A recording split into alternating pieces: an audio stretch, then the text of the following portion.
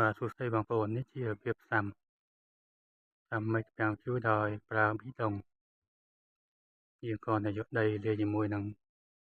ឈូងផ្កាមកហើយយើងយកមកកប់មេឃរបស់វារយៈពេលតែ